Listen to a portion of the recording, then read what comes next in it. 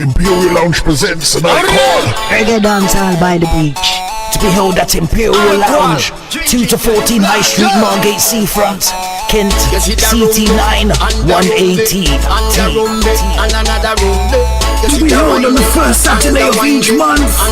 Your host DJ Matt. Also rotated DJs, Roddy Boone, DJ Happy, and Younger General. Doors open 8 p.m. till late. Free entry all night. Music policy, reggae, dancehall, and a touch of soul. On the first Saturday of each month. Reggae Dancehall by the Beach. At the Imperial Lounge Margate. Do remember, you can also get VIP and Shisha booking. More info on the World Jam Global website.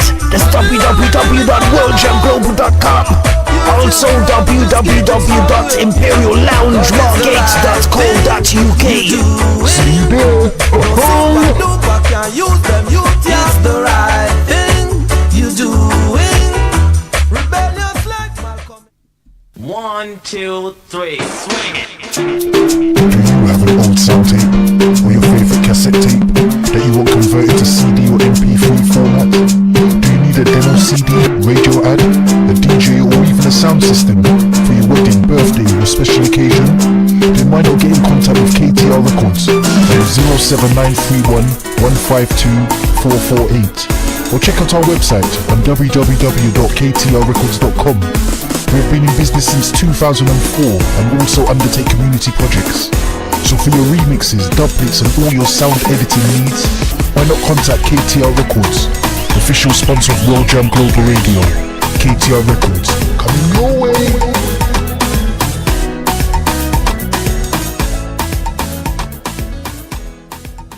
I was terrified about sharing the vulnerabilities of people with difficulties reading and spelling words.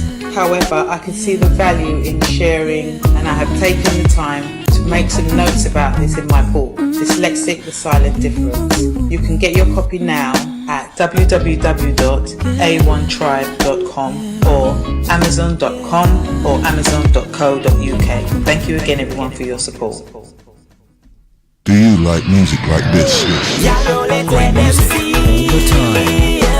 Or like this? The music you love. Maybe this. Great music that makes you want to turn up the volume loud. Or life chat like this. Especially where human life is concerned. Surely, sooner or later, people will realize that lives actually matter. Then you're in the right place. Keep it locked to World Jam Global, where music is harmony. Music 24 hours a day, 365 days a year. Yeah, you're my World Jam. Hotter than them. See live schedule. You see, it's here. You see. New feature coming from World Jam Global Radio in 2018. World Jam Global Top 10.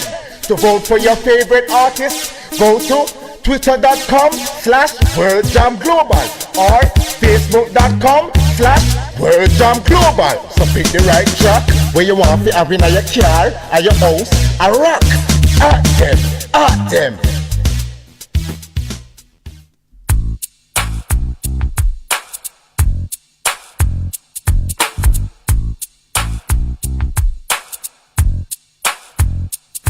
Already did my time. I paid for my crime. Stand by for another explosive show on World Jam Global Radio. Already did my time. I paid. Kervin Julian on Issues Today, going live.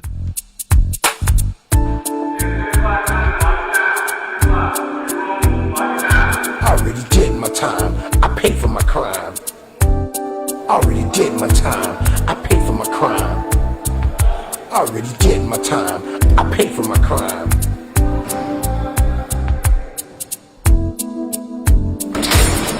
Back in the day, I didn't really care about the system. It was all about survival. It was do or die. I had too many rivals. I was too young and foolish to stay in school. I learned my lessons in the streets. There was not a man I couldn't beat. I was good with my hands and very quick on my feet. I was swimming in women. I had girls all over the street. I was getting money. Life was so sweet. Now things have changed. I want to say a big good evening going out to some of my beloved friends and followers. Sandra Dawn, how you doing? Great, powerful woman of gospel. You can hear her track live on my gospel show on a Sunday morning. Trying to cope with this living hell. Already did my time. Happy Thanksgiving Day belatedly to Vanessa Vergara Whirling. Already did my I see ya. I paid for my crime. Okay. Already did my time. I paid for my crime. Alongside my assistant producer, Therese I paid for my crime. Posselt, Jay Gallagher, Did my time. I paid for my we are ready to interview the Reverend Victor White Sr. I was a drug dealer, sold more drugs than Superfly, but I never got high on my own supply. I'm not proud of what I had to do. Also want to say a big hello going out to Lorraine Thompson. I had to repent. I must admit, I was doing Interviewed her just a couple of weeks ago on this very show. back and thinking over since I've gotten older. She's also been I a used to live, I wouldn't fervent follower of my gospel show ever since. so numb. I was a Powerful woman of God. but I was nobody's chump. Me and Billy the Kid had a lot in common. I was the real Terminator, much meaner. Now here's the thing, guys. I'd shoot you We're gonna hear some stuff here today alligator, especially all you haters. that is about to blow your mind. Going on right now, he could be facing life in prison.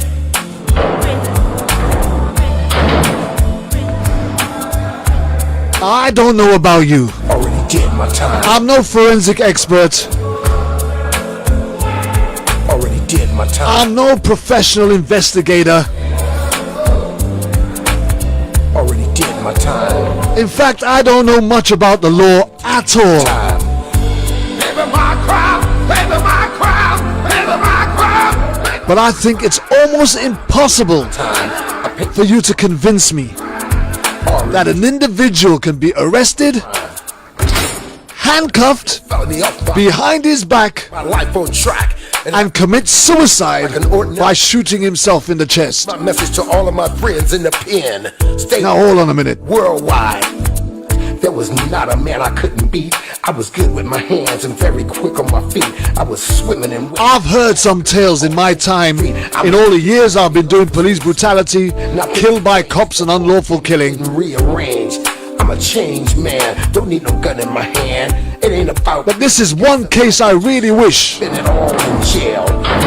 Trying to I had a police officer already available to explain to me my crime. how they can come to that conclusion. Already did my time. I paid for my Possibly, already did my time. but it's okay. Crime. Cause we got an honorable man.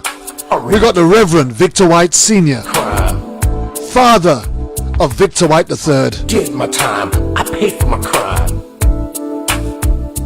Evidence, documentation, I was a drug dealer, sold more drugs than Superfly, but I never got high on my own supply. and we're gonna try and peel this thing apart Story to you and you. right here I had to on repent. Issues Today on World Jam Global Radio. Shit. Now sit back and think it over since I've gotten older. The life I used to live, I wouldn't do it again. I was young and dumb, my brain was so numb. I was a real Forrest Gump, but I was nobody's chump.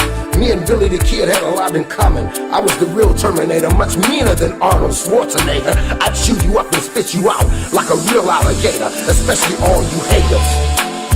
Already did my time, paid for my crime. Already did my To time. those of you that had the time to see the Sugar Town on Discovery, Already did my time. I didn't get to see it, So going on. but I do believe that I'm going to get a copy of it to watch afterwards. And it's we didn't get it here in the UK, but Well. I want to know just how far these police will go to fabricate evidence. And as I said on the promo, Trying to cook. how dumb they must think the public are that we would swallow some hogwash. Yes, I am. Yes, I am. Yes, I am. The sad thing is, Trying to cook. some people do. It's living hell. It's living hell. It's living hell. Already did my time. I paid for my crime. Our Father who art in heaven, hallowed be thy name. Like So please get yourself together. thy will be done. On Get earth yourself a coffee, as in a heaven. tea, Give us this day our daily bread.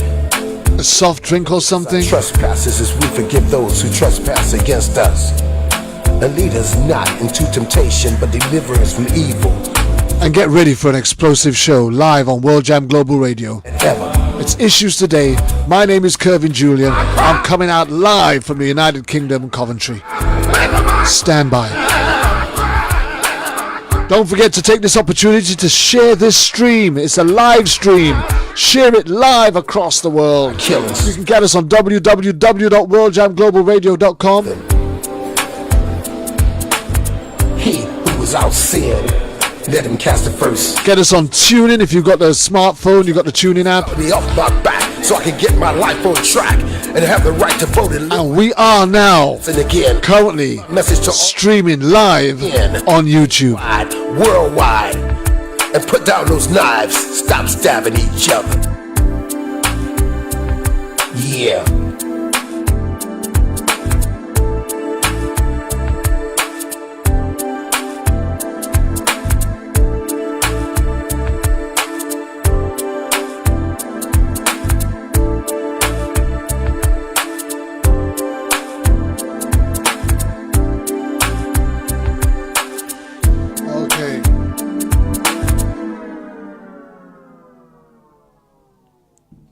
That's how we roll. Okay, so I'd like to... Yeah, that's how we roll. I got my assistant producer, Teresa Posselt J. Gallagher. Yeah. What's the J stand for, Therese? Oh, Johnez. Jones. Johnez. Okay, you see, we got a new thing. We can do the Johnez. Okay, well, story behind. Well, it's great. It's actually great to have you on board. And just nice to be here, Kervin. Absolutely. And I'm hoping that our dear friend Victor has settled down in his place now. Are you there, Vic? Oh, did we lose him? We haven't lost him. He's still online. We just haven't got him on the call. Just stand by with us, folks. We have been talking to Victor while we've been in the background. He's just getting himself set up in the church building now, so that he can come out to us live.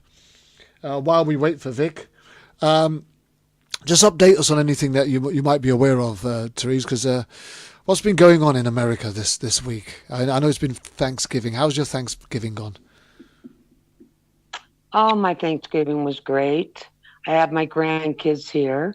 We're making stepping stones for Travis's rock garden. Okay. And we're enjoying the fountain and being together as a family. It's nice. We've got Travis's kids are grown now, so wow. To have them is a treat.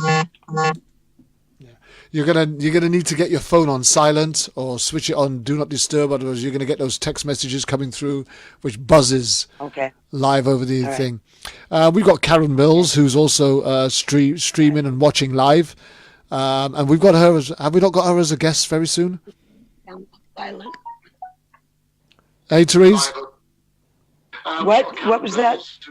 No, you've got your stream on live, which you need to turn it off. I got to turn it off. There it's off. Okay, so I was saying we've got Carol Mills who's tuning in live, and we've got her as a guest coming up soon, haven't we? Good. Yeah, she should be coming up well, we hope to have her coming up soon. Yeah, we do. We've got her booked in, I think. There's some stipulations. And next week we've also got a follow-up to Victor's show. We've got a men's show, right? We did the Mothers Against Brutality last week, and we've got a group of fathers next week, haven't we? On December the 1st.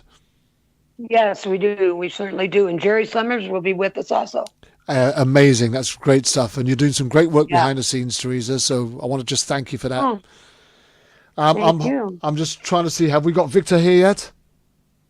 Hi, Victor. Victor. He's probably praying, Julian.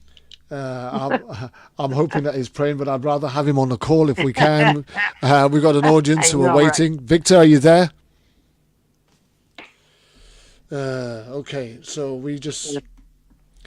In case you don't know, so this young man, I'm going to just...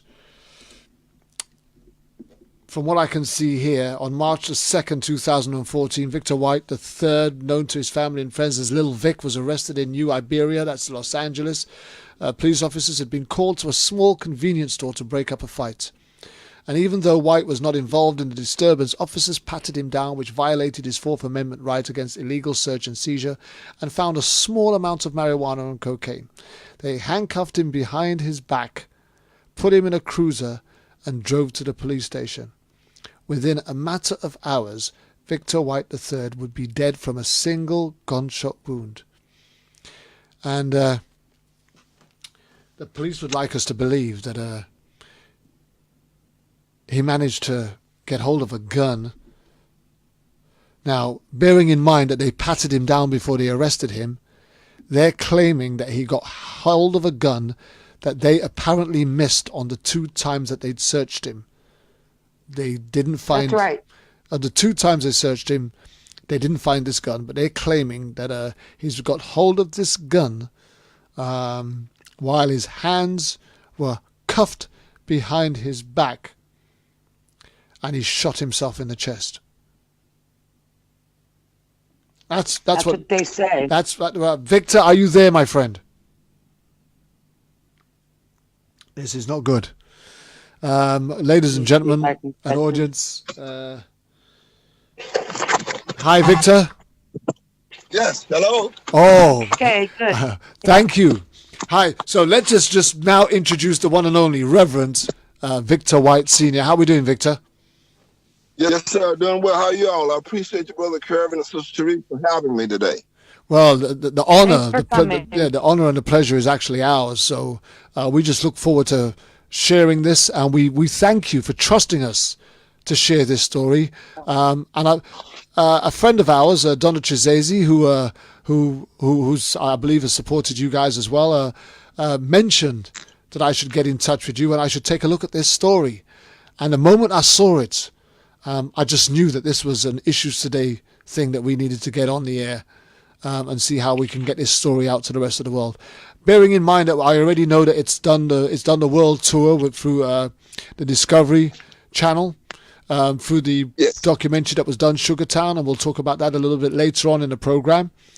But first, Victor, if you could just introduce yourself, who you are, what you do, what you're about, where you're from, where you live, and then we will start talking a little bit about Little Vic. Sure. I appreciate that. My name is Reverend Victor White Sr. I am from originally Alexandria, Louisiana, but my work took me to New Iberia, Louisiana as a consultant for the Iberia Parish Sheriff's Department. I'm the father of 9 children. I have 5 daughters and 4 sons. And with the death of Little Vic, that left us with 3 sons. And on top of that, I pastor a church in Alexandria, Louisiana. And I currently reside in Lake Charles, Louisiana, which is 2 hours from my hometown.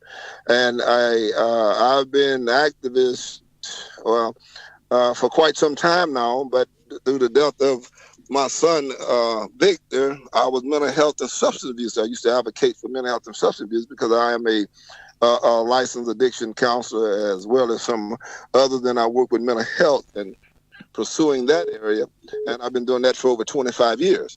And so the advocacy part is not new to me, but because of my son's death, my mission has changed somewhat, because of the fact now I have to be his legacy as opposed to him being my legacy. And so currently I work with mental health and I work with substance abuse clients. And so we see that it is kind of I cross over sometimes to different areas because of the fact that I meet a different type of people on a daily basis. And so this is the calling has always been there. And it's just that now it's more forefront, and I was in the back because it was others. Because my son's death was the 10th death under that sheriff. You know, so we was trying to get the other families to come forward, and a lot of them wouldn't come forward because they were afraid. They were afraid to even come forward. So we were able to do some things, and my wife, we would be married on December the 7th, 22 years. 22 years married. Yes, okay. 22 years, and so therefore, God has really been good to us and blessing us with those with the Right, I've got some background noise coming on. I'm not sure what that is, whether it's a video or a recording or it's you talking or what, but it's coming over the record. I can hear that through my headphones. If we can just eliminate that sound, please. Okay, so is it still coming now? No, I can't hear it now. Okay. Okay, so you can continue telling us a little bit about yourself, please. Okay, yes, and so I moved to New Iberia from Alexandria. I was called there because of the Sugarcane Festival of 2006. They had tear gas women and children, and so a friend of mine said that they needed a mediator between the community, African American community, and the sheriff department. And so I went down. I moved myself. I moved my family.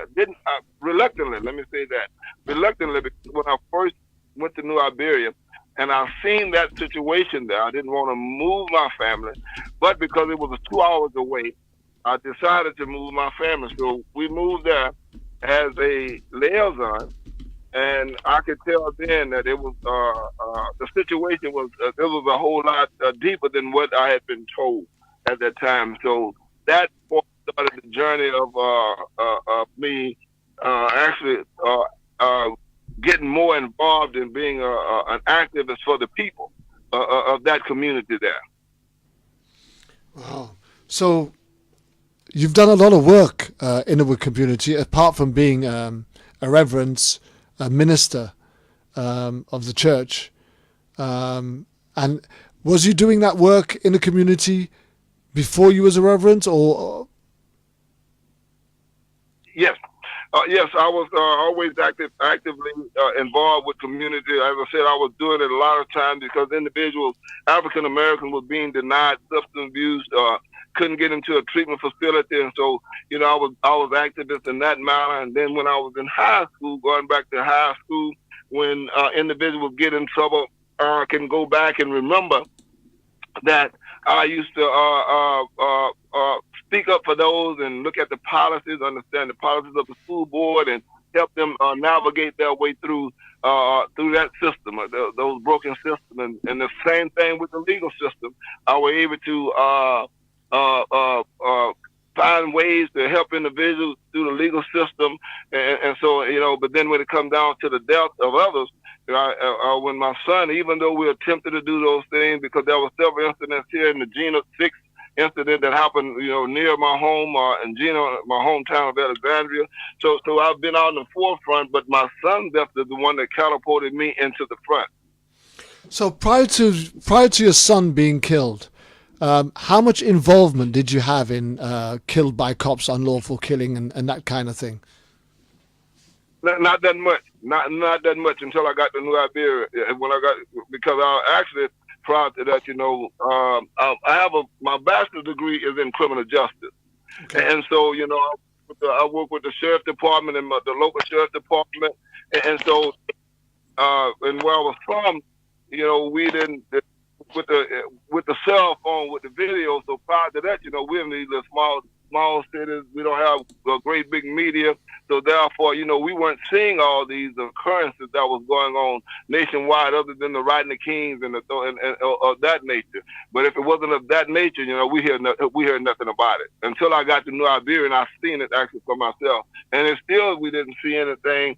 Like I said, it was very difficult because once again, the media, the local media, did not carry that type of give us that type of platform in the small towns in which we're from. Yeah, so even for us here over in UK, I mean, you get it minimal out there. We actually don't get it at all, which is one of the reasons why I launched this particular program, because we just don't get that kind of news over here. We don't get to hear the statistics, all the individual cases. And it's a real sad indictment of how we manage or how our news is controlled across different nations, that people don't actually want their dirty laundry hung out in public. But these are things that we need to know. These are things that people need to hear. And today we're going to be talking about how you lost your son, little Vic, Victor White III, Jr., at the hands of law enforcement. Let me just ask this question before we really go into the thing with, as a reverend, as a minister of the cloth, right? I take it you always raised your children to know the difference between right or wrong and respect authority, right? That is correct.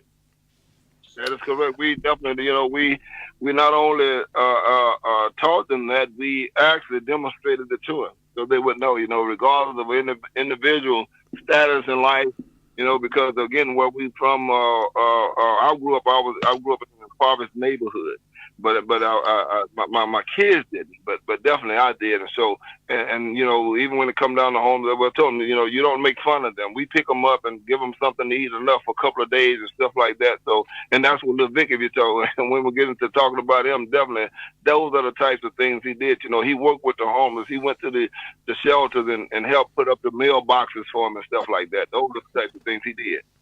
And what was your... One second, Therese. And what was your personal view of law enforcement? How did you see law enforcement as a whole? Well, as a whole, even growing up, that was one of the reasons. That was one of the reasons I went into to criminal justice, to learn those things, because my view of the criminal justice system was always negative because of the fact that, as I said, I grew up in that. I've seen the difference between, I grew up with friends that had family that was attorneys, and my aunt was the nanny of one, and we were real close. We was always around them. We could see the difference in how they treated us as opposed to them back in the 60s and the 70s. So I knew that was a difference and that the system had been broken. They talked to us one way, and then even I grew up at a point where there was a place where we didn't go because of the color of our skin, and I had an early encounter with police even at the age of 10 and 12, and so in which we was called boys and the N-word, and all those things happened to me growing up as well. The funny thing is, as a black individual, I was raised to respect law and order myself, but because it was something that was instilled in us. But I also got to experience the real dark, hated racism from the police officers here in the UK in my earlier ages. So I totally understand how, even in spite, and funny enough, that's the one thing that sometimes I believe that stands us in better stead than anything else, is in spite of all that racist hatred that we were subjected to, we still had respect for law and order. Our parents still instilled the need to respect law and order and authority.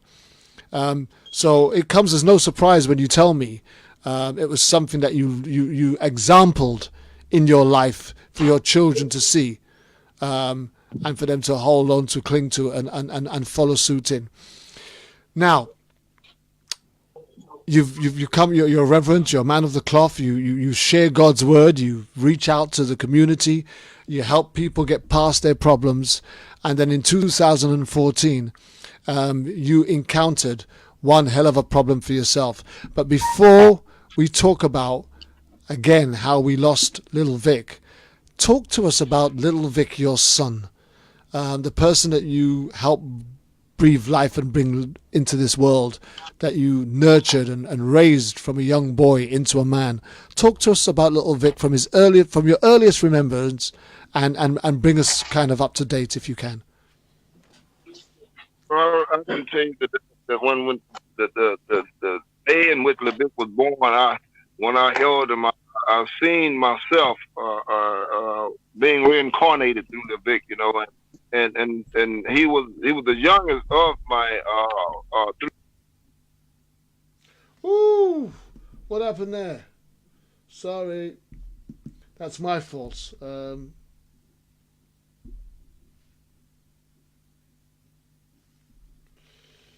Right, sorry. I've lost the call somewhere, so bear with me. I've got to get it back. Hello, come back, everybody. Hello. Hello, sorry. I don't know what happened there. We lost the call. I think I pressed the wrong button. Okay, you did. I pressed the wrong button. Audience, just bear with us. We've lost Victor for the time being, but hopefully he's going to come back in. Somebody prompt Victor to come back in. That was my fault. But somebody's got a video call going on, which is why we're getting some interference. Vic, come in. Where is he? I don't know. Right. He's being called. He just hasn't called it. Just bear with us a minute. Sometimes modern technology does these things to us. It's calling. He's just not answering at the minute. Have we got another way of getting hold of him, Therese? Oh yeah,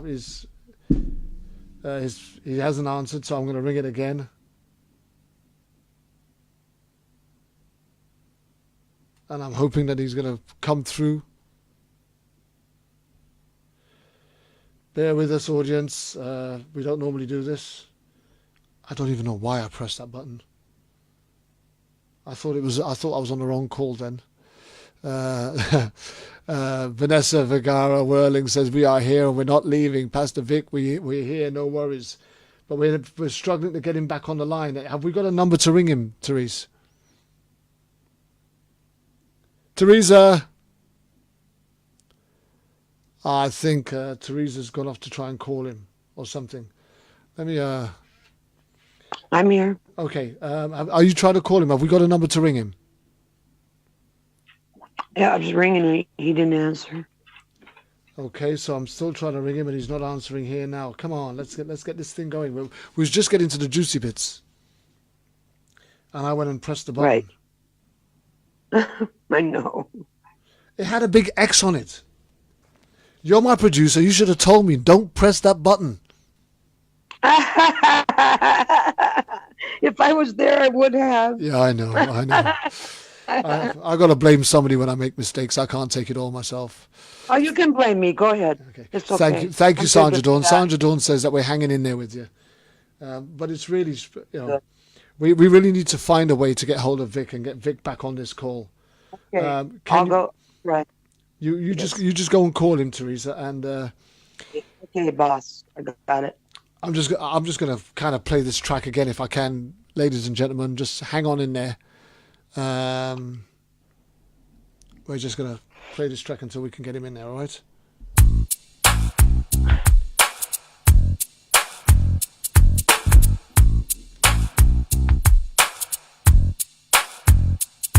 Already did my time. I paid for my crime.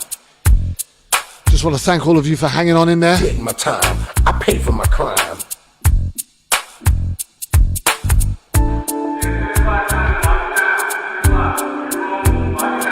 Already did my time. I paid for my crime. Already did my time. I paid for my crime. Already did my time. I paid for my crime. Okay, we got Victor back. We got Victor back. Hi, Vic. I am so sorry. I pressed the button. It was me that pressed the button. All right, but I'm allowed to I'm allowed to blame Teresa because she's my producer. Right, somebody's cracking up your call. Is that you, Teresa? Your signal is terrible. Victor, are you there? Hi, Vic. I know you're on the call. I can see you. Victor.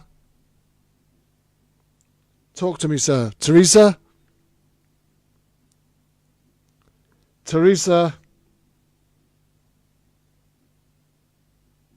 Teresa, talk to me. Right, let me just do this. I'm not sure what's going on.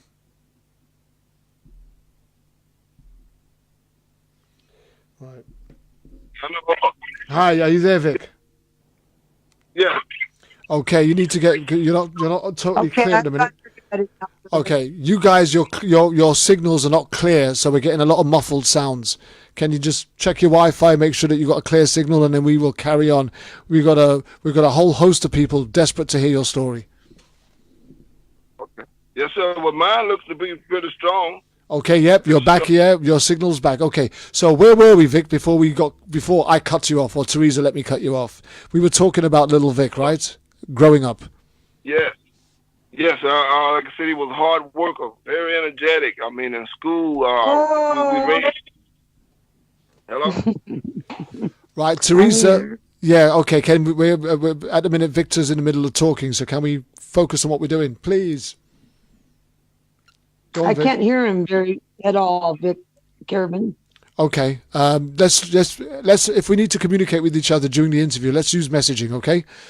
Vic, you carry on, my friend. Okay. Yes, like I said, he was energetic. I mean, in school, he was awesome. I mean, he was a honor roll student. He worked hard in school, and like I say, he would generally get bored because at the time he was in school, they didn't have these advanced classes where he could actually work in there, you know. And we raised him in the church. He played the drums in the church. He sang in the choir. He was a junior deacon. They were ordained junior deacons at 10 years old. And the church functions, he participated no matter where they was. He would go into them. Even in New Iberia, he would go to the other churches. If they were feeding the needed, he would help feed them. He would participate in churches at that higher level than what his age would individual would see. And you can see that he had a calling on his life. And I mean, he was just a people person. I mean, he would give you the shirt off his back. I mean, hard worker. When he worked, he would give 110% at his job. You know, and so even if they would ask him to stay over, he wouldn't complain. He would just go ahead and he would stay over.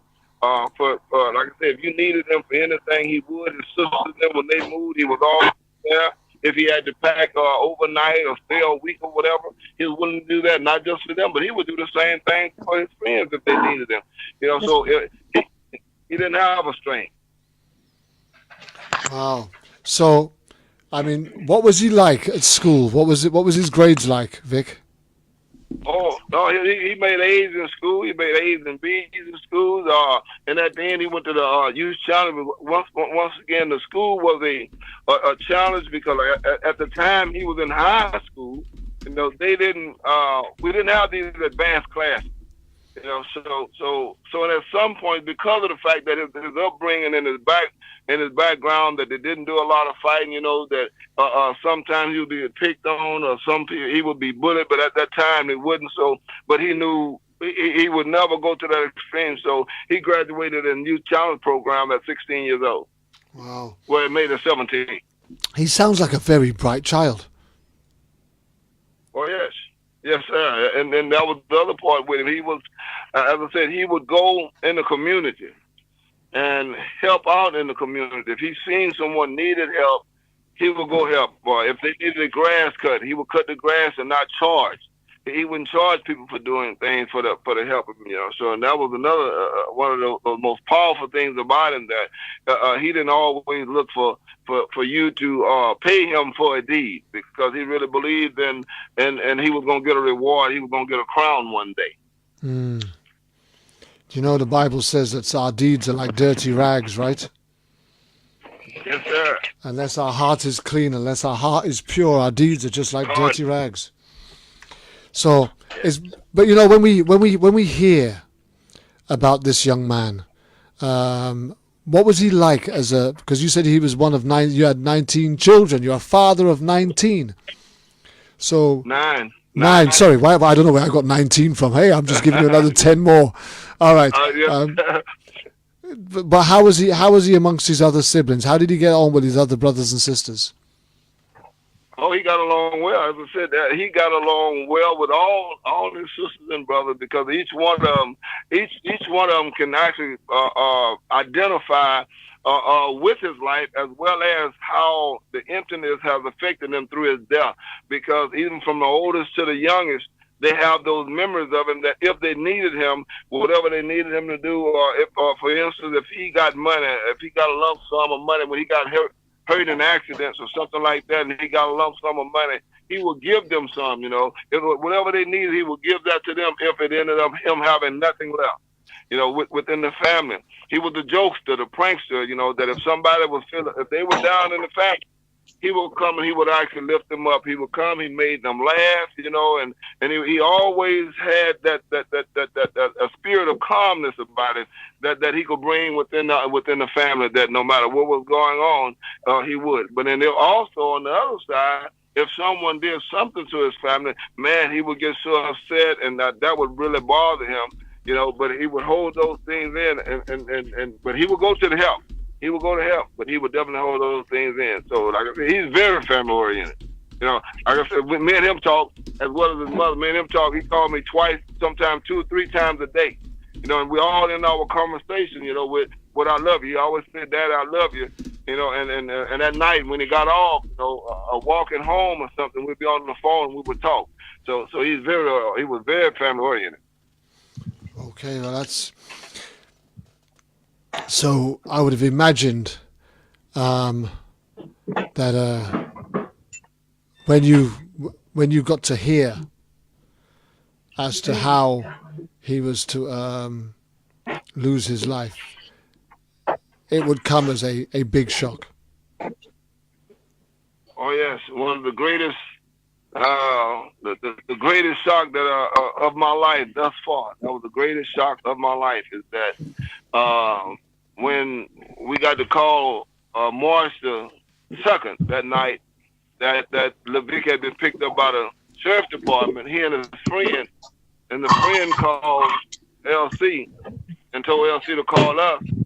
So I told my wife that we that no matter what was going on, we thought that he was going to be let go, because I called the sheriff's department and asked that they picked him up, and they told me no. So I called the jail and asked that they got him, and told me no. Actually, wasn't even in transit or transit to them, and they told me no. So I told my wife that night on the 2nd. I said, well, you know what? They just probably let him go. And so then 5:41 on March the 3rd, my same son called me back and said, Daddy, that 2 detectives didn't come by, and they told me that LeVic was dead, and they need you to call him. And so I told my son, that's Leonard White, we call him LC. I said, well, LC, don't say nothing to nobody, don't call nobody, let me call these people. So I called again to the sheriff's department, Iberia Pass Sheriff's Department. Then they actually transferred me to the Louisiana State Police Criminal Investigation Division. And they didn't know what I was talking about. They transferred me back. And then about an hour later, we get a call from Katie Morrell with the Louisiana State Troopers Criminal Investigation Division, who said to me that my son was deceased. And I asked her how, and she told me it was under investigation. She couldn't tell me, but she needed me to hurry up and come to New Iberia. She said, but hurry up, but be safe. And so I got my family. I didn't tell my wife at that time. I didn't tell anyone at the house. Got my family. We got up. I called my other children and told them that we all needed to go down to New Iberia, Louisiana. And that's about 7. So we get to New Iberia about 9 o'clock. And so I tried to call Katie Morrell again to find out, what happened. They refused to tell me what happened. So I went by the young man's house, Isaiah Terry, that who was with him. And so when we get to his house, he was telling me that. So I called Katie Morrell again and asked her, well, where is my son's body? And I asked her, I said, well, how y'all know it's my son? She said that we identified him by his state-issued ID. And we found that to be suspect because his ID was still in his room. It was still in his room with a Social Security card and everything else. But so I asked her, well, look, I want to make sure it's my son. So she told me on the phone, as we speak, your son's body is being transferred to the Louisiana Forensic Lab in Lafayette, Louisiana. And so I said, no, ma'am, I want to see my son. So she said, well, look, let me call you back. So an hour go by. Then she calls back. And she tells us, she says, well, the coroner said that he will meet you all there, and y'all could go back. She said, but here are the stipulations. Only one person can go back there, and on top of that, you can only see him from the neck up. That's when I questioned, well, what you mean? He said, well, those are the stipulations. About an hour later, that was the coroner and Lieutenant Trahan, which was the supervisor of the investigator that came, and then he told us, again, that was the same thing. So I asked them, when we get to the back, they told me to ask the coroner what happened to my son. Well, we get to the back, ask the coroner tells me to ask Lieutenant Trahan. And so they don't want to discuss it. What happened, so I'm trying to find out, how did my son die? No one answered. We get no answer. And at this time, my wife is being treated in the emergency room. When we walk out, the coroner looking at me, and he was like, he was trying to communicate something. I'm so sorry. He was saying, I'm so sorry. I just can't tell you that. I am so sorry. And we trying to figure out, because we don't even know nothing. No one tells us anything. We got the hospital. I contacted that triage my son, but they still couldn't tell us anything. So we drove back 2 hours from New Iberia, Louisiana, back to Alexander, Louisiana. And while I was walking to step up on my porch, then I get a call from a friend of ours at the time down in New Iberia, Pastor Darren Sofa. He told me, say, Pastor, you need to go look on the Louisiana State Troopers Facebook website. He said, there was a press release about your son.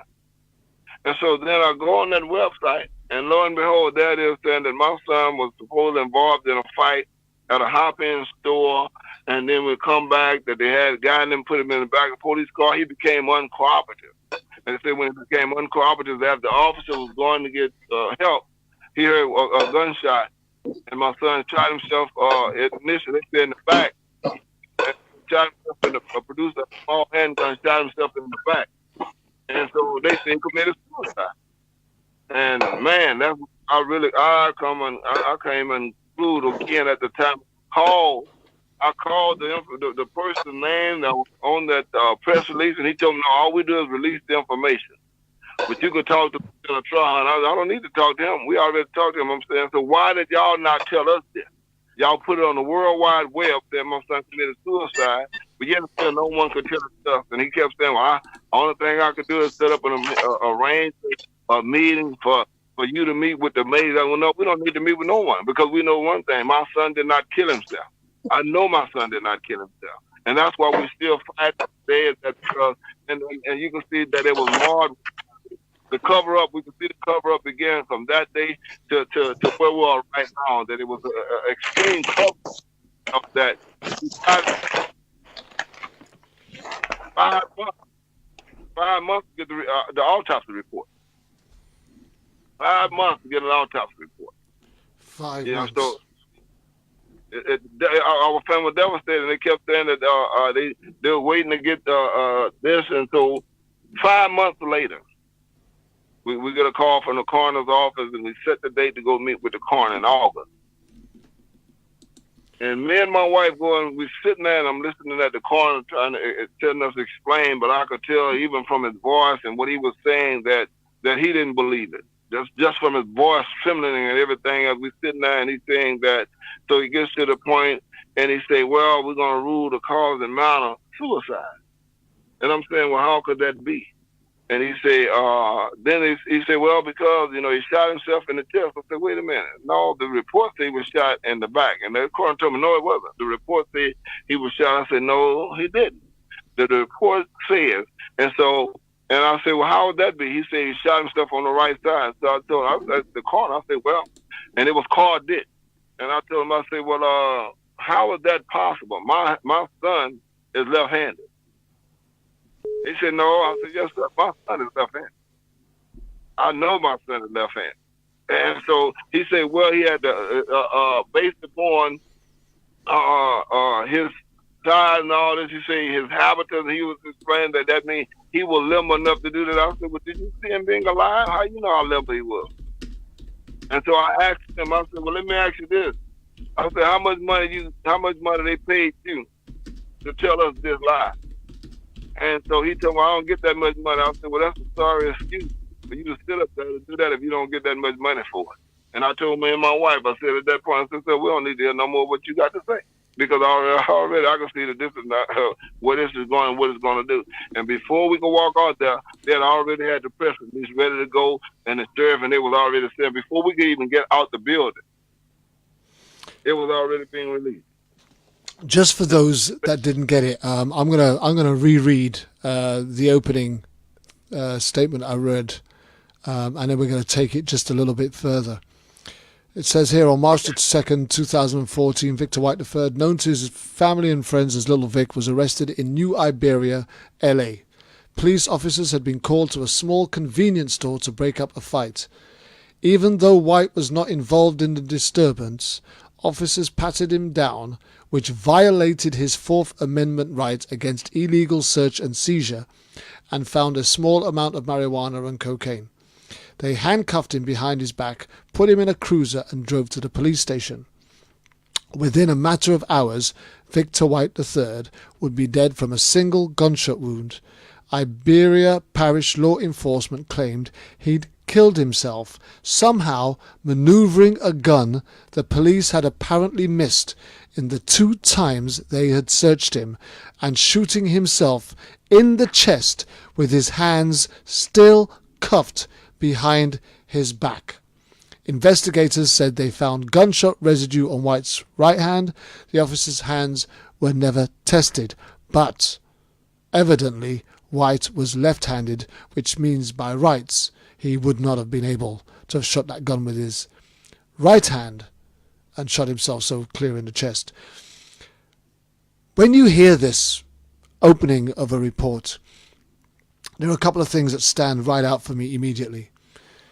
The police are saying that they patted him down twice, put him into a vehicle, got him into a police station, would have probably put him into a holding cell, which meant that they would have had to have searched him again, and still missed the gun, that if he was handcuffed behind his back, where did he reach this gun from? Where did they say he reached the gun from? Where did he get the gun from? Yes, well, I'm gonna expound on one other part. Well, guess what? He never made it to the point where they got a booking. They took him to, when they brought him to the processing station, they bagged the vehicle up in a dark area where there weren't any cameras at all. No camera. So they tried to have us believe that he was, but he had never made it into the holding station. And then the handcuffs that he had on, they were the Smith & Wesson hinged handcuffs, not the ones we see with the link. These were the hinged handcuffs. So he couldn't move really, even if he wanted to. And that's the part that they didn't tell us in the beginning as the story started unfolding, you know, and then the officer, Justin Ortiz, that officer, he gonna say, well, he must have had it in the crack of his behind and all that, but he had him sitting on the ground. And like I said, one of the discrepancy was, but he said it's on a small amount of marijuana and cocaine. There was no cocaine ever produced. Because now here's the thing about New Iberia Sheriff Department, they are known for planting drugs on individuals. You know, so if you look at, there's 10 officers. As a result of the investigation, there are 10 officers 12 officers in all really ended up doing jail time based on the fact that they violated the individual's civil rights. And so, but at the time that they searched him twice. Well, he had sitting down. They had him sitting on the ground for more than an hour. So believe me, if he had a weapon, any kind of thing. And here's the other thing about that gun part is that no one really seen the gun. When I went to the Department of Justice, when we met with them, they didn't see the gun. They were talking about the unique marking. So we asked them, had they actually seen the gun? They told us no. We asked our district attorney, have they seen the gun? They told us no. Well, really, no one really seen the supposed gun, but the Iberia Parish Sheriff's Department. And here, the sheriff himself was a 30-year veteran of the state troopers. So when they supposed to turn the investigation over to them, what they did the investigation. Well, another part where they said that they ballooned my son's hand, well, that was also a discrepancy because, in fact, the so-called officer that did that, she said that the state trooper did it. Well, the state trooper said she did it.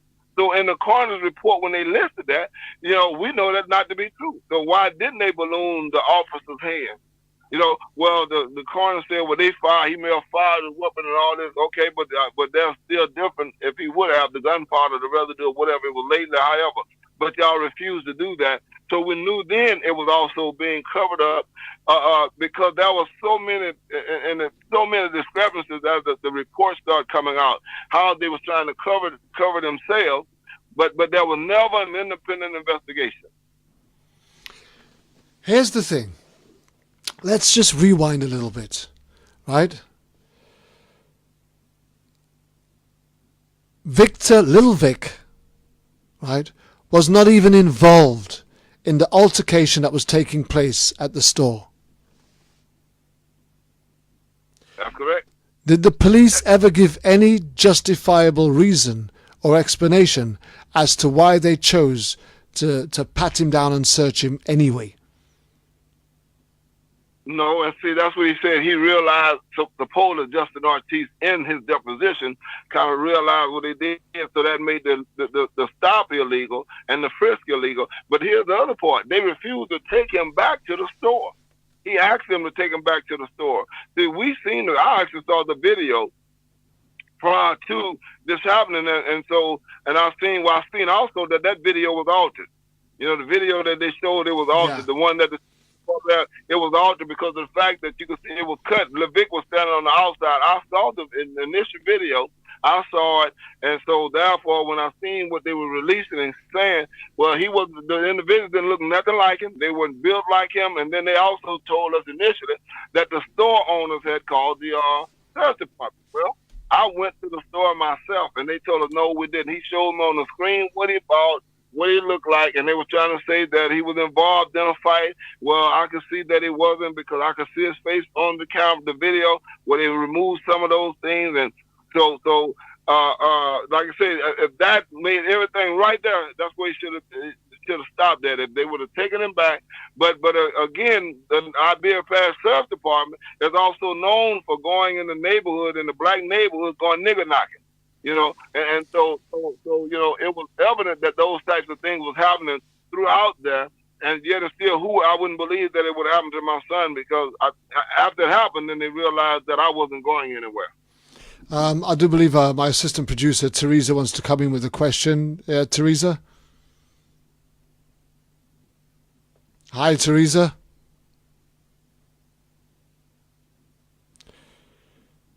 Right, okay.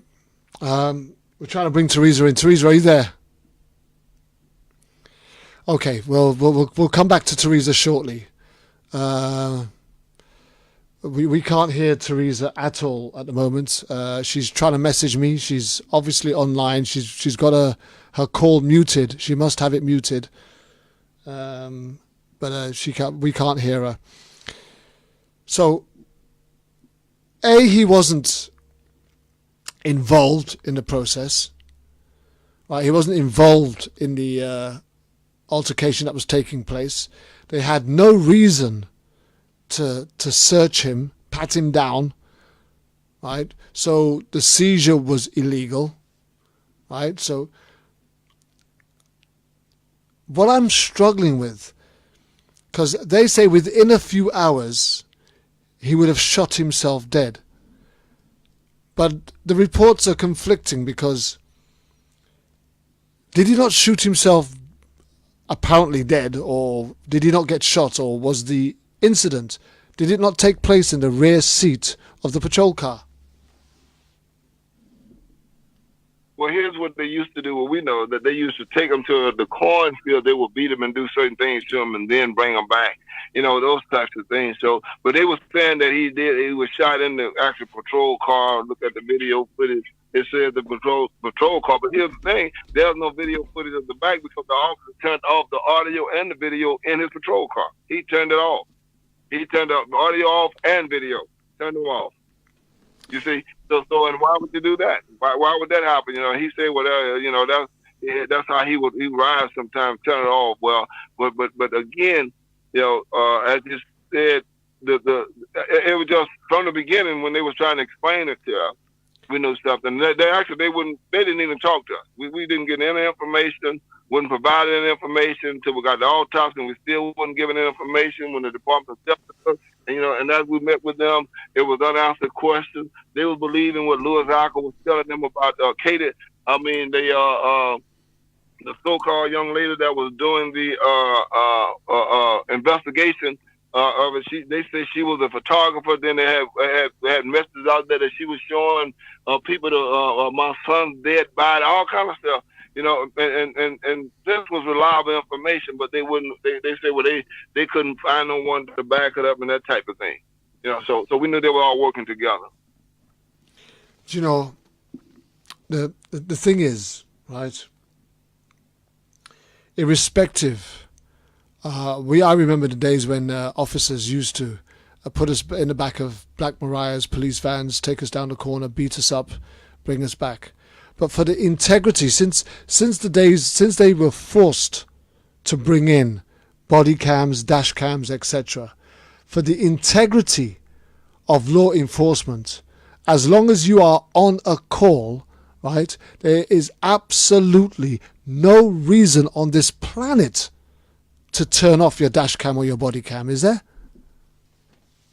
Not at all. That's right. Like I said, the only thing that I can see is that you turn it off because what you're doing, you're wrong and you don't want to be seen doing it. So, in the investigation, has there been any explanation given as to why there are periods where he was in protective custody and there is no video footage? Right. Well, as I said, they once again they claim that he did. Justin Ortiz and Javier, which was the other officer there, and they claim that he sometimes goes with his video off, but audio on, or audio on, video off, and but the thing about it is that why would you have it if you're not using? And then on top of that, the space in the back of the Ibea Parish Sheriff's Department said that was no way he would. And then he was 6 feet tall. He was about 6 feet tall, so that he couldn't move really too much. He couldn't even twist or turn in that back seat, as they say that they was attempting to say that he did. But the thing that got us in that autopsy report is that even in the amount of cause of death, the coroner said that was another reason why they went on the amount of cause of death was suicide, because he said the officer claimed that my son said, "Tell my family I love them," come to the fact that I love them and I'm gone now. And that's not even in my son's vocabulary, because we talked every day. There was no reason for him to say tell. There was no reason, because he told us that every day, twice a day, sometimes 3 times a day. And for them to put that in that autopsy report, we know once again that was a slap in our face. And again, they thought that we were just going to accept them saying that my son committed suicide and walk off, and that we wasn't going to do. How easy or how difficult has it been for you to get information from law enforcement in connection with the information that you need? Well, we did, even when I did the Freedom of Information Act to get our plain information from the state, we have yet to gain that information because they have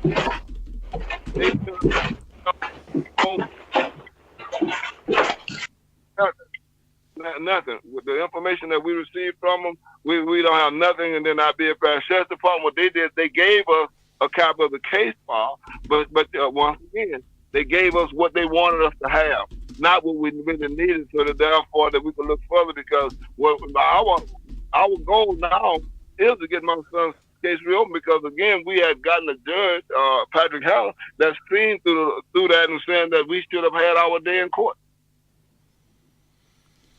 And that's what we're going to pursue. We want to take, if we can get, we're still going to ask for that information. We're going to send some more, because that information to see exactly what the officer said, the depositions of each one of them. And, the sheriff was tried, but he was acquitted in 4 days. I mean, 4 days of trial, all the information, and he was acquitted.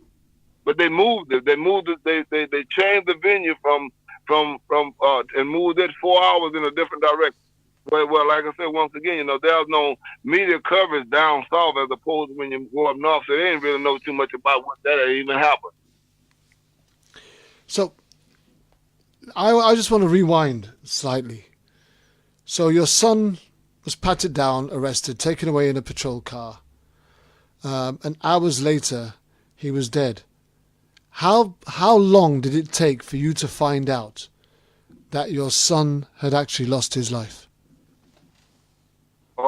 They said about 3 hours. 3 hours. And the other part to that is, like I said, from where they picked my son up,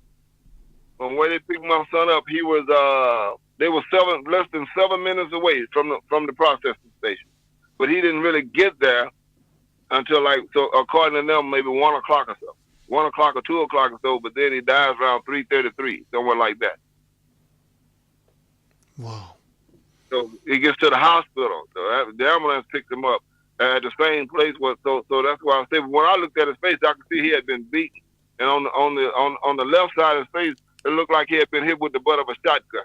He had the mark on the left upper eye, above his eyebrow on the left side, all the way down below his jawbone. Looked like they had hit him with the butt of a shotgun. Wow. So that's why. Yeah, and the mark on the autopsy report does not give credence to what he looked like in person when you see him how the mark looked. They just got the people when you see it actually in person what it looked like. You can realize that he was beat, his lip was swollen and all. So you could really see that they had beaten. They hit him so hard that his left eye was knocked inward. So, looking at the autopsy report, right? The gunshot wound was right of the chest.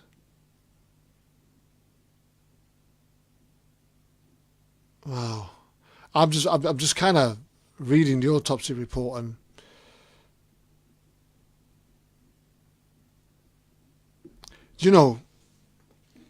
it must be a father's worst nightmare, a parent's worst nightmare to not only just lose your child, but to lose your child in such a callous way where the cowards don't even have the courage to stand up and admit what they did. The evidence is quite clear. It was impossible for an individual to sit in the back of a patrol car with the type of handcuffs that we're talking about he had been handcuffed with behind his back and retrieve a gun from anywhere and be able to shoot himself in the chest. Impossible. Is the truth more like these backcountry police law enforcement officers who seem to think that they've a law unto themselves, were hoping that the community that they're in were dumb enough to just swallow anything that they offered and that there would be no resistance? Is that the type of community we're talking about? Yes, indeed. They were afraid. I mean, they had, beside my son, there were eight other deaths that occurred under his administration. He's still the sheriff. He's still the sheriff. He is still the sheriff right now. He's still the sheriff today. He is still the sheriff. He got reelected. Even with this going on, they reelected. And because the people, they're fearful of him, and they're still a fearful of him, and that's what we've seen. Hurricane Gustav, they declared martial law, and the officer came to my home. I'm standing in the front of my yard, and he told me to get my MF back on my porch in the house. I was, no, sir, I didn't call you. I did not call you. So I'm standing. I was standing on my sidewalk, and I said, "No, sir, I'm right here. I'm standing here." So I get on the phone. I'm calling Sheriff Alcohol, and And he told me, I don't give a blank of a blank who you call, so. So I was on the phone still back telling you, you hear this guy out here, right? So he told me to get his name, asked his name. Well, you could tell whoever it is, my name is, gave him the name and everything. Well, the next day he called me and he said, well, I chewed him up one side of their hole all the way down the other side of their hole and all that. I said, this guy not fit to be out here, because what if it wasn't me he was doing that to? What if it had been someone else that didn't know who to call, didn't know what to do? And like I say, so yes, sir, in that community, they're afraid because once again, as I said, they will go either Wednesday or Tuesday, whatever night of the week, they would go in the black neighborhood, west side as it was, they would go there and go nigger knocking. They would just go in the neighborhood, find somebody, beat them up, and charge them with resisting arrest. Are you trying to tell me in this modern society, in modern climate, with all of the new, civil rights movements and human rights laws and everything that's been put in place unilaterally right across the world that every country is trying to adhere to, are you telling me that there's still in some states in America where you got officers walking around calling you the N-word in public and that's acceptable? Yes, sir. It sure is. And if you go down, like once again in Iberia Parish, in New Iberia, they would call it to your face, tell you to sit down, take the baton. You'll see one of them. He took the baton and had the guy putting it in his mouth, making him stimulate what he was doing. They beat him. One guy beat him so bad, then his blood came up, told him to lick his blood up off the wall. These are the types of things that when somebody did something to Louis Arthur's nephew, he sent his narcotics team to go out and they beat this guy. And so then also, it just, we got so many stirs of distance when he became sheriff, and it was happening before that, like you said. But when we got there, we exposed that. But it was going on, as you said in the opening, is that that we knew this thing was going on, but we didn't know to what degree was going on. And then when it happened to my son, as I said, I did most of them. We hired an attorney, Cal. We hired her the next day. That was the next day had died, but yet and still we uncovered the evidence. We went out and fought. We went out scratching and clawing to get the information, because individuals were afraid to talk. They were scared to say stuff. We got families that these things happen to, that they settled for something like $61,000, maybe $50,000, and then they're standing where they can't talk about what happened to their loved one. But then still, it continues to go on. So even afterward, it continued, and we didn't get a lot of national coverage for my son's story, because the fact that in August, with Ferguson, we saw a little Mike Brown situation happen. Then right after Mike Brown, we had Ferguson. Then we had Eric Garner. So each time that, and also the other part was, we had no video. We had no video, so we couldn't really garner national exposure, because we had no video, had no real information that we could have put out there, because of the fact that they were withholding all the information from us. Wow. So, what is the population of the city that you're living in?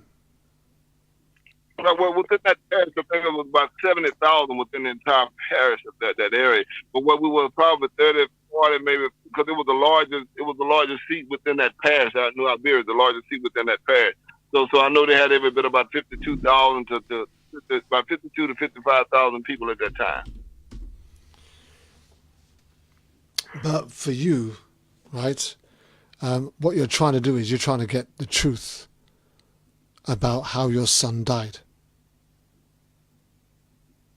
And so our desire, and then what we're taking the fight to them on for one thing is that we really want someone to come and tell us, exactly what happened. And we thought we were going to get that day in court, but our attorney, they settled with, there was a child involved, and we had some issues with the child being involved. But in Louisiana law, so whatever settlement, it goes to the child. But here's the thing with that. we're not really sure because we are not privileged to the information that's sealed, but we believe that they settled for $122,500. And so that's what our belief is. But the same attorney that we had represented the other person, but yet and still didn't let us know that. And so we were not privileged to, even with the settlement. We didn't even know anything about the settlement. I found out about the settlement the same way I found out about my son's death, on the internet. That's how I found out, Same, but the attorney did not call us, didn't tell us anything. She withheld that information from us, and then came back and said that she was she didn't know how to tell me. First, she said she didn't know how to tell me she was playing. Well, the bottom line, because she got mad and told me she didn't want me to derail their case where no one would have gotten any money. But for $122,500, that's still not enough when you look at the life of my son and the ability and what he was doing, because we had just enrolled him into going to be a welder. And then for the young lady on the other hand, the baby's mother, to do that, and like I said, no one talked with us. It wasn't coordinated with us, myself and my wife. And so again, we have the same feelings now that we had even at the beginning of this thing, that now we have to fight for all of this, and even with the coroner. So the suit and stuff that we would have against the coroner, they said all that would be dismissed because it was under the same thing. So we're still having to fight. There's a fight, and we're still going to fight. So it's like we've been victimized twice now. Once by the broken system,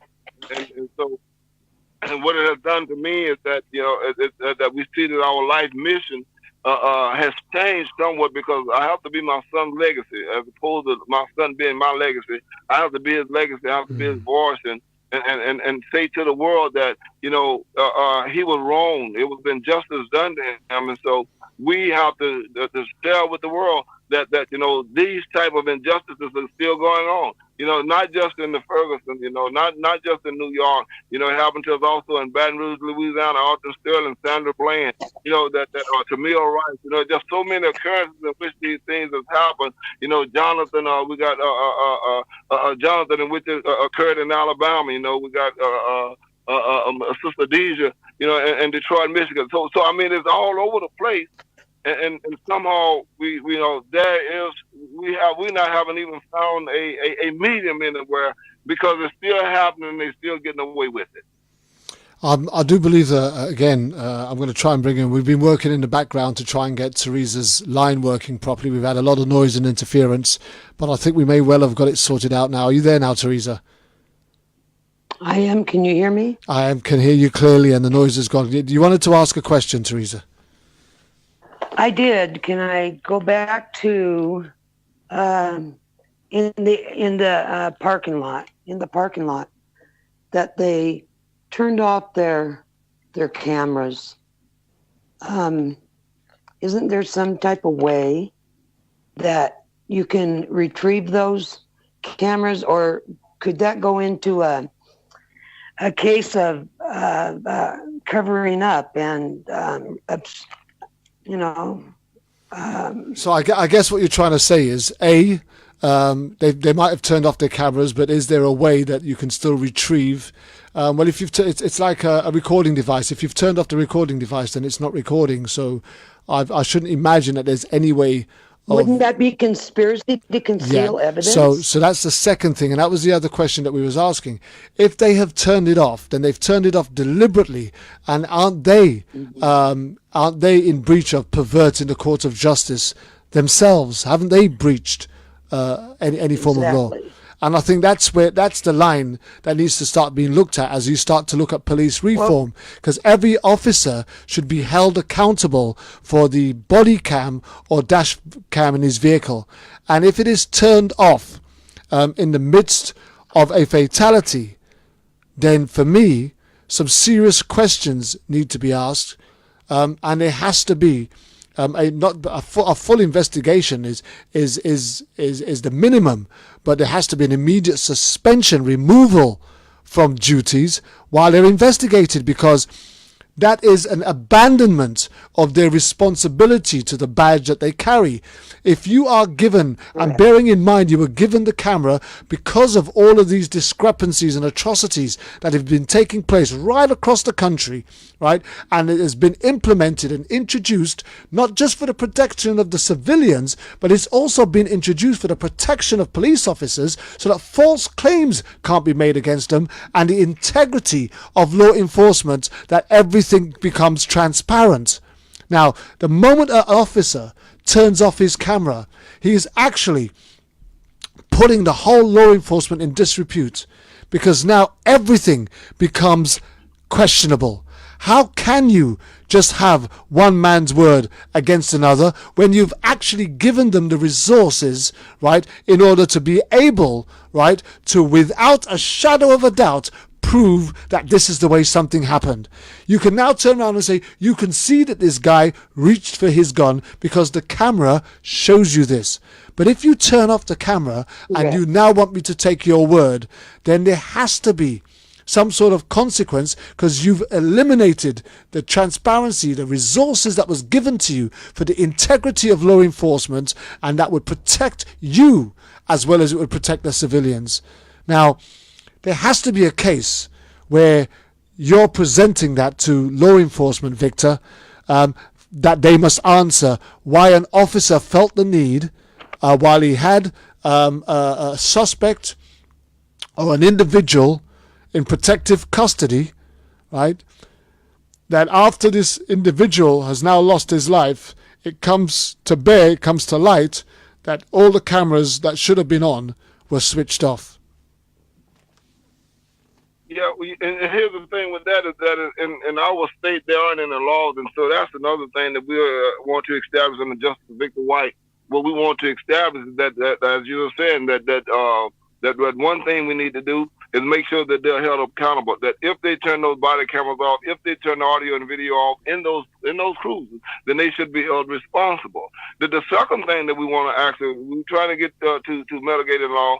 To mitigate into law here in the state of Louisiana, is that not only that, you see that the who you can sue, who you cannot sue, that those officers that are responsible, they should carry, just like for me as a counselor, I have malpractice insurance. Well, each one of them should be able to cover malpractice insurance, so therefore they can be sued as well, because you remember they have the blue code, whereas that, you remember, they have immunity. All they have to do is say, well, I feared for my life, so therefore that grants them immunity. And you notice that we've seen around the world, around the entire globe, that's what they do. Stop reaching for my gun. Even though the person is not reaching for their gun, they say, don't reach for my gun. Stop reaching for my gun. What are you doing? Stop resisting. They use all those things, you know. So what I've learned also with the federal part, which is bringing us to the third thing that we want, that with the federal part, here they said that the threshold, that you have to be able to go into the mindset of an officer and to prove that his mindset when he went in was to kill the individual. Well, that's automatic if he pulls his gun out, because they're not told to shoot the main, shoot the hurt, they're told to shoot to kill. See, and so that tells you the mindset when he pulled the weapon, that he was going to kill. So he was setting my son up by saying what? Well, we don't know where the gun comes from. He didn't have a gun. You shot him twice. So that leads us to like I said, the third part, that the threshold should be lower. That if you go out and that person is unarmed and you're trying to be just like me, I'll go out and shoot someone and they're unarmed, I'm going to be charged. Well, that officer should be charged as well, because that my son was not a threat to him. He was handcuffed behind his back. On top of that, he wasn't a threat to him. So there should be some type of consequence, some type of repercussion for them. Also, then we need an independent review board, because each of the entities that supposedly did an independent investigation of my son, they did not. All they did was review the initial paperwork from the Iberia Parish Sheriff's Department. So it really, in essence, they investigated themselves, not the Louisiana State Criminal Investigation Division, nor the Department of Justice or Civil Rights Division of the Department of Justice. They weren't, because the fact is that they provided them the information. They just reviewed the record. And I told them when I met with them, Stephanie Finley was the U.S. Attorney General at that time. the assistant. And I told her, I said, man, that would be just like a counselor sending me something about a substance abuse person. And I look at the record and I'm reading it, and they say, well, it's opioid, or if it's a mental health person, it's saying it's bipolar. Well, when I look at the symptoms that they have listed, I'm going to agree that's bipolar. But now if I go and interview with a person myself, I may find it be something else because they may not have those presenting symptoms when I talk to them. So I told them that's what independent is. Independent is that I go look for myself. I don't go by the information you sent me. I go and do a thorough investigation myself and make a conclusion. So we need independent. That's right. Absolutely. Citizen review. No? Teresa, Teresa, just before you come in, I just want to clarify something which has just come in from one of our guests who was viewing. And Vanessa has said, maybe each officer should have individual insurance for accountability.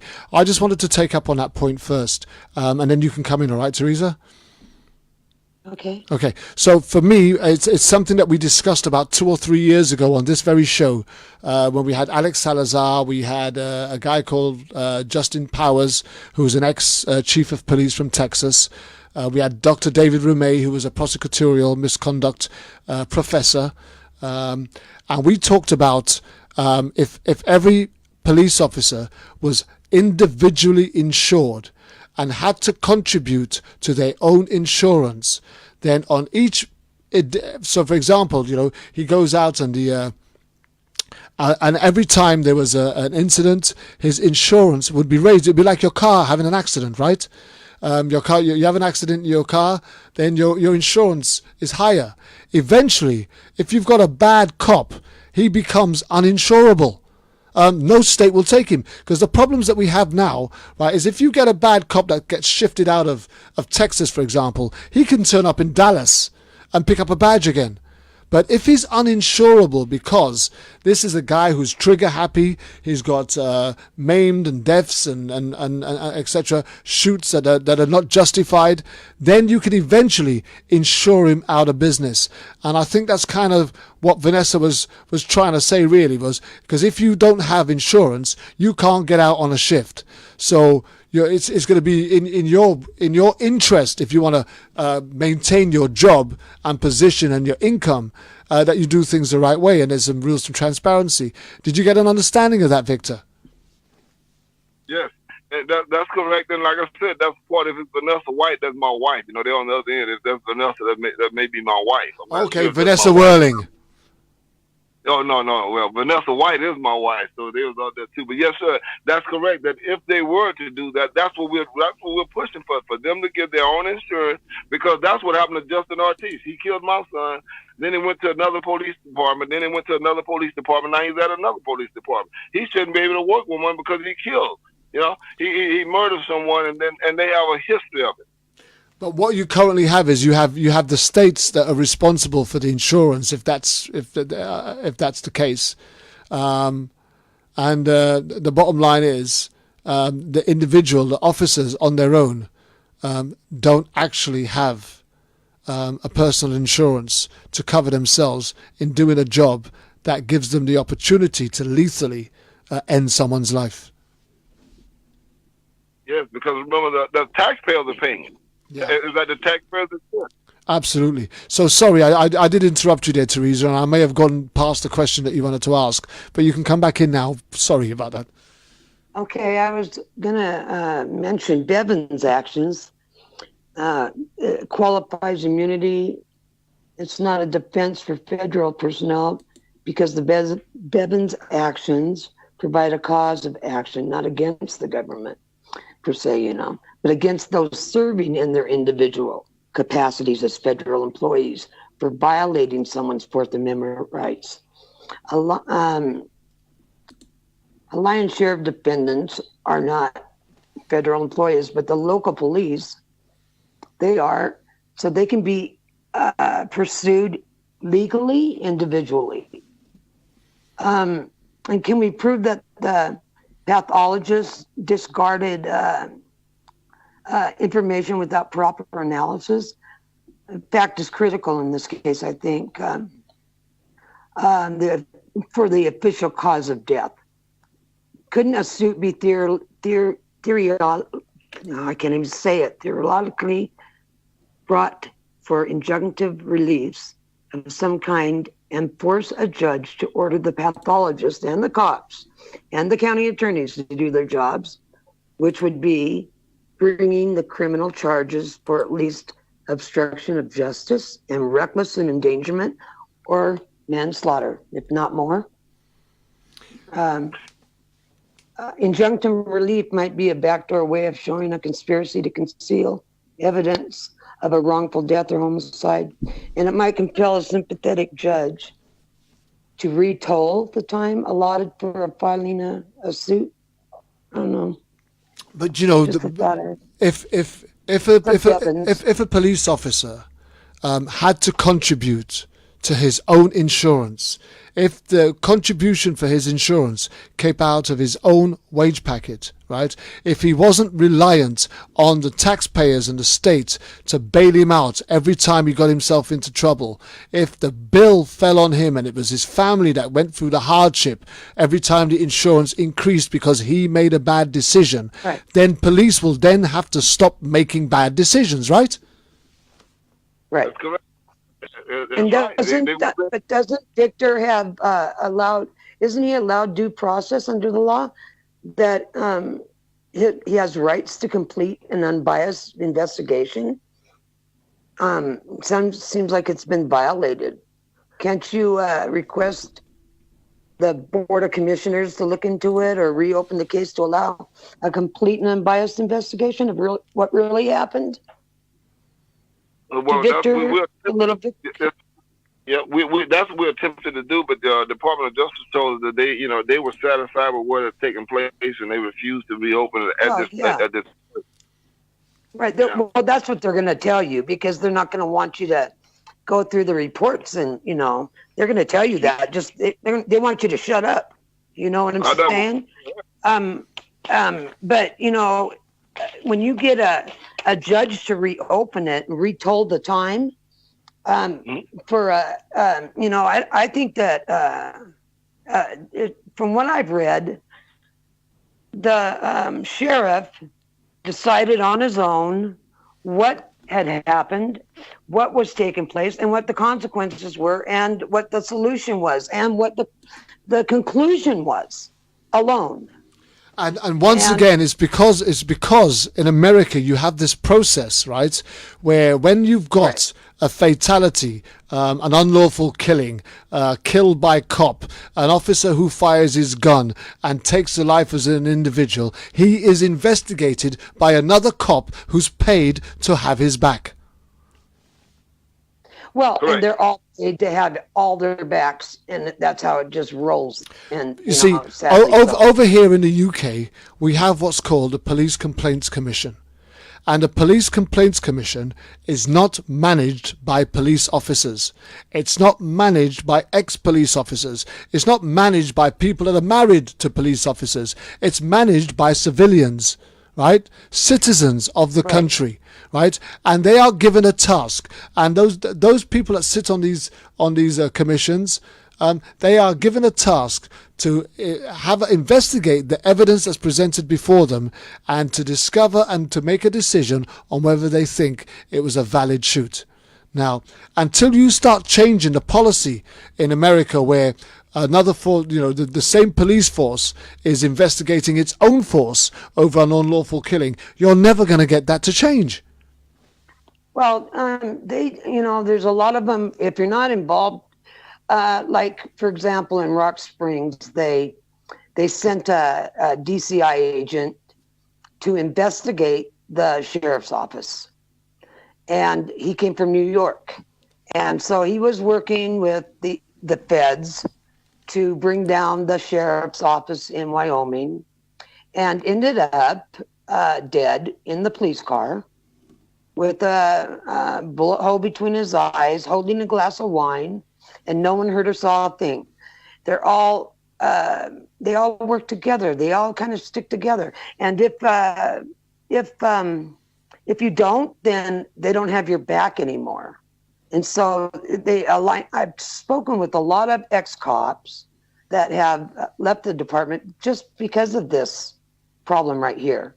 that blue line of silence, that thin blue line. Well, to me, it's a thick, evil line of mistrust. And how do we expect our citizens to trust?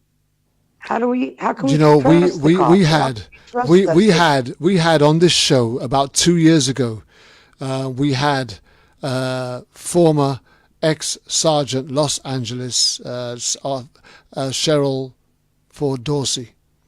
I don't know if you've heard of Cheryl Dorsey, but she also wrote the book. She was a black officer out of Los Angeles, and she challenged.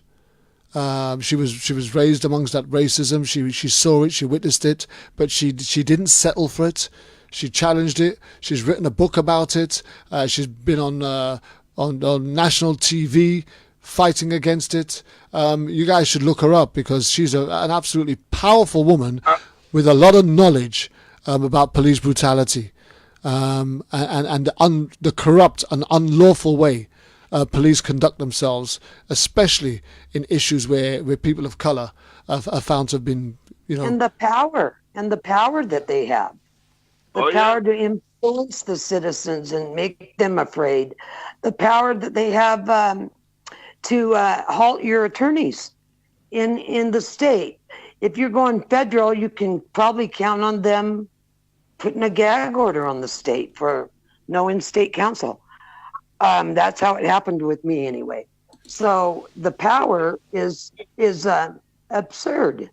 It's either right or wrong. On a much more positive note, in the midst of all of this, Investigation Discovery got a wind of your story, Victor, and got on board. Tell us how that happened and what happened there. Sure. 2016, the New York Times, Nathaniel Rich, they had heard about how we was down and we were still, making noise trying to get some justice for my son's story. And Nathaniel Rich came from the New York Times. He did the article, I think the February 2016 issue of the New York Times. He did the article. And from that article, Stephen David Entertainment, which was in New York, they seen the article. And they reached out to me, the staff of Stephen David Entertainment reached out to us and saying that, that they really wanted to give us a platform, be able to tell the story because it's unusual. We was in a little small town and yet and still we were able to get the Department of Justice and the federal people to come in and take a look at what was going on. And so in 2017, the Investigation Discovery Channel, they seen the story. They said they liked the story, and they were willing to work with us to give us another platform to be able to get the story out of my son. So in 2017, about March, I think March of 2017, that they came down. We started putting the pieces together, and what was difficult is that we, again, that they had to go and film down in New Iberia, and the same sheriff, and so it was always that threat. It was always the threat of them telling us that something may happen to us, and all that. So and Louis Alco, the sheriff himself, he was a threat to it because he even told the federal prosecutor he'll shoot, put a bullet between his jurors' MF eyes. That's the type of person we're talking about. So we know that we was under scrutiny, close watch. So we have to go in. They film a couple of days.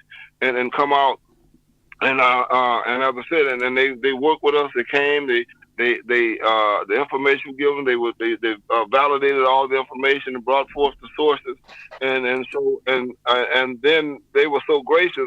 Investigating Discovery Channel was so gracious that they flew us out to Los Angeles to let individuals know that we was about ready to get everything going. So we got the chance to do that. Then it came. Then they moved that and brought us to Detroit, Michigan, and from Detroit we went to New York. And in August the 6th, that's when they did they brought forth the national showing of Sugar Town. Did you want to come in there, Teresa? I'm good. I'm listening to him. I think the interview on the show, Victor, was very, very good. I think they covered a lot in it. I think it all goes back to that 1983 federal claim of wrongful death, and getting someone to reopen that Bivens action or something. You know, maybe go to the Attorney General. You gotta. It's so horrible. I'm so sorry this happened. It's so horrible that you lost your son. In this Sugartown investigation, it goes on to say that the investigation also reveals a larger story of power, corruption, and racial injustice nestled within a divided southern town, with Iberia Parish Sheriff Louis Ackle, a man shrouded in controversy, at the center. Yeah, because again, we're still, I mean, it's still segregated. You know, one side of the track, like I said, in the west end of New Iberia, I mean, it is poor. Look, they still have the slave quarters. People still living in the slave quarters. Get an opportunity. I'm going to make sure I can get you all that link. So you can see they got people living in slave quarters there. I mean, it's pathetic in which that they were living, and in the manner that they were living, that they weren't doing anything. They were living on streets called Tupelo, Mississippi, and then this type of stuff. And I was, you know, and like I said, my job there was to attempt to educate them on why they got you all back here, why they have you in these types of things, because you know you're still oppressed. You're still being oppressed by the very people that they're telling you that they're telling you that trying to help you. They don't want to help you. They want to keep you in this sad state that you're in. So therefore, you don't have to. You will not be able to follow this situation. And so that's what he was talking about when he was talking about the ideal of everything that was going on and how it was going. And Louis Ackle being the kingpin of all of this is that, you know, he was given the orders, but then he started blaming everybody else. He blamed the deputies. He was saying that it was because of the deputies that these things took place, not because of him, but because of the deputies. What about the two witnesses that came to you and had that huge information? Yes. Well, then the attorney said, well, later on, they got scared. They got scared. Two of them was actually, one was the Louis Ackle personal secretary, and the other one was one of the guards that worked at the jail. So they understood quite well how everything was and how it worked out. You know. So again, So are you able to share with us what those two witnesses came forward and said? Sure. The secretary, she came forward and she said that he used the N-word. He degraded them. She would hear him. Matter of fact, they even heard him talking about my son's case and what had happened with them and how they, you know, and what was, and how they talked about how they covered it up and all those things. She was able to tell that. And the second one was able to say, well, the person that Stacey, she was a so-called investigator, crime scene investigator, but she wasn't qualified, nor did she meet the requirements of a crime scene investigator.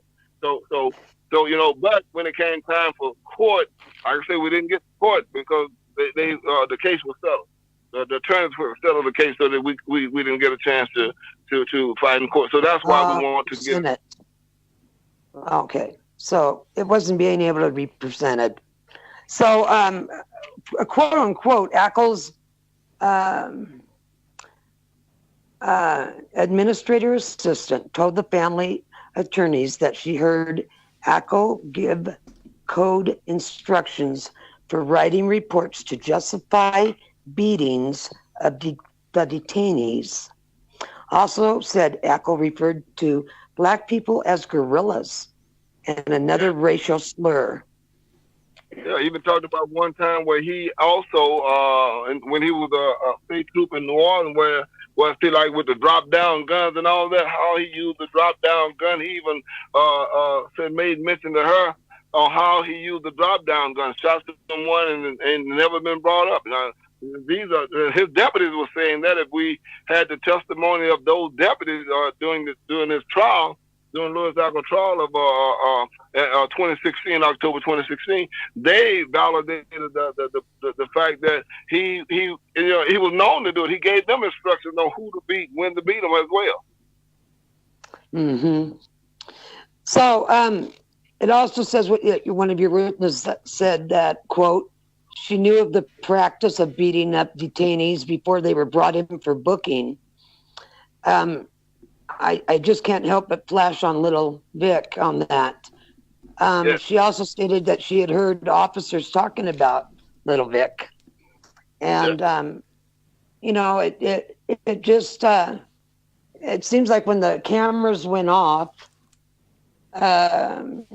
abuse, well, maybe even before that, but, they wanted to cover it up. Yes.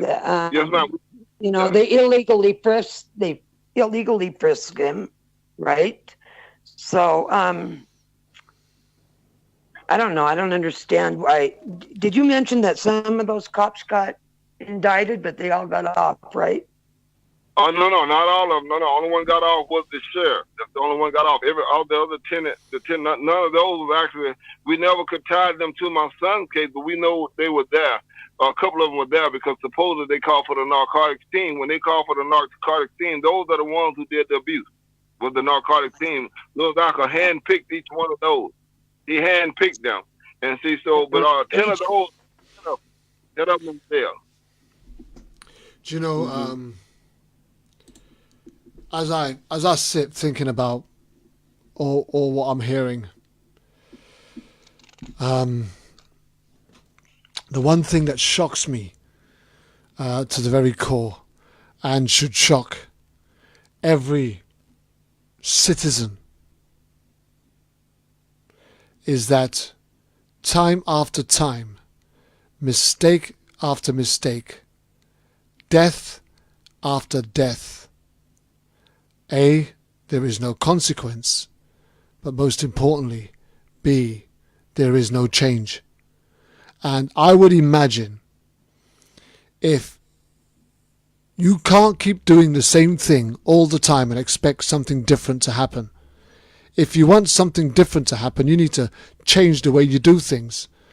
And for me, right, law enforcement needs to look at how it manages, how it recruits, how it resources, and how it accounts for its officers when they're out on the streets serving the community and another member of that community comes back dead.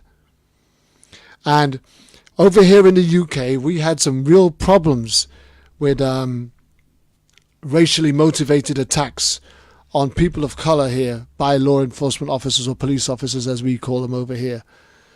But with the movements and the civil rights and the human rights and everything else that was set in place, we've got new legislation where police can't get away. In fact, it's not even police. It's not just police that can't get away with it anymore. They can't get away with it in the workplace. They can't get it away with. You just cannot get away with it anymore. And what I can't understand is how mistake after mistake, death after death, killing after killing, murder after murder, right? We're not seeing any change. And that's the real crying shame here, is that we're not seeing any change. And more importantly, those that have the power, those that are in power, are refusing to make the change that would make society a much better and safer place for people to dwell in. Exactly. Right. Exactly. Spot on. Yep, accountability, and that's the other part, that if we were to do it, then once again, you shine the spotlight on them and because the system is already broken, and then you'll see how they cover up for one another, how, like I said, then if they are willing to do that, then that's the exposure they need, that's why we have to change just as guilty. Do you know, as a people, as a nation, it's not enough that little states try to bring change about themselves. Somehow there has to be a totally conglomerate collection of people, groups and organizations nationwide to force the government into change, because there has to be change. Without change, we're going to find more and more people being killed and shot on the streets of America, whether they be white, black, Latino, or anything else. Right. There has to be change, and the change has to start. We all have to come together. Yeah, the change has to start with police being accountable for their own insurance, cameras, dash cameras, and body cams being able to be assessed, and furthermore, it has to be a criminal offence for a law enforcement officer to turn off his camera in the middle of an investigation or a case. If he is on a job, that camera needs to be on from the time that he leaves and he's on his way until he brings the person back safely to the police station, where that person can now be supervised, monitored, assessed, and charged if that be the case. Right. Yeah, like I said, it should be from the time that they go on that call until the time that call is ended. And you know, and if they're cut off anywhere in between that, like, they should be held accountable. Should be a consequence, and it should be the individual that did it, as well as the supervisor, because they know some of those bad apples. But but the thing is, they claim that they don't get paid enough money. They're going, well, you know the job when you go into it. That's the thing. So that is not an excuse for you to get it. So we starting to call them the Blue Klux Klan, because the fact is that they targeting young African Americans here, and I mean it's like target practice for them, and they continue to do it, and nothing is being done about it. Here's the thing, right? If you were on trial for murder, grand larceny, robbery, whatever it was, right, and you took the fifth, right? Most people would say that assumes your guilt, right? Okay. Yeah. If you are on trial for murder, robbery, fraud, or whatever it is, right, and you don't allow yourself, you refuse to be allowed to be called, to give evidence, to be cross-examined, right?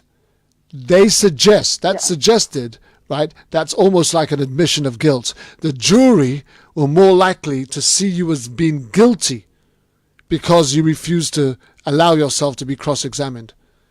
So, if in the same breath, if a police officer, a law enforcement officer, turns off his body cam or his dash cam in the middle of an investigation or a call-out, then doesn't that not also suggest that he too is guilty? Yes. And if he asks for Garrity. Yeah. You know, if they go and say, I want Garrity, you know darn well something's going on. There has to be transparency. There has to be consistency. There has to be accountability. And without all of those things, you haven't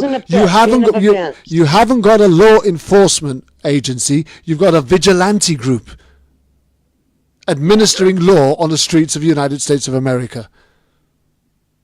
Right. And you know what they call... Hang on a minute, Teresa. Go on, Vic. You know, that's what they formed down in New Iberia. That's what they formed, the vigilante group. And like I said, at one time they called themselves the Alka Thugs.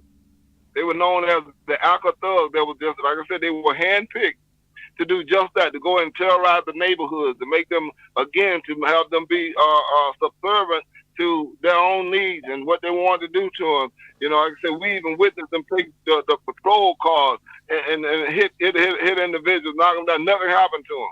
I said, you know, take them into the chopper. The other part, you know, to add insult to injury, is that they would take those individuals now into the chopper. That's where the beatings would occur. They would occur in the chopper, out of all places. That's absurd. You know, Victor, we've got about 8 minutes left of the show. Can you tell us what the investigation discovery documentary Sugartown revealed and uncovered in the depth of their investigation on your? Well, they validated the very thing that we really they validated what we knew, that my son did not commit suicide. They look at it, you can see where you can see the cover up where the investigator, she was leading the so-called arresting officer. she was leading him with her testimony. She was saying, well, didn't this happen? Then I feel so sorry for you, that type of stuff she was telling them. Also, it showed them what Louis Arca looked like, because in the documentary, at the end of it, he's sitting on his desk, and he was telling her that that she was in his office. This was his office. This his place. He was telling that to the attorney, and then he was also banging on that, saying he was tired of Victor White. He was tired of Victor White and has killed them off and all and that type of stuff. So it showed that there's racism.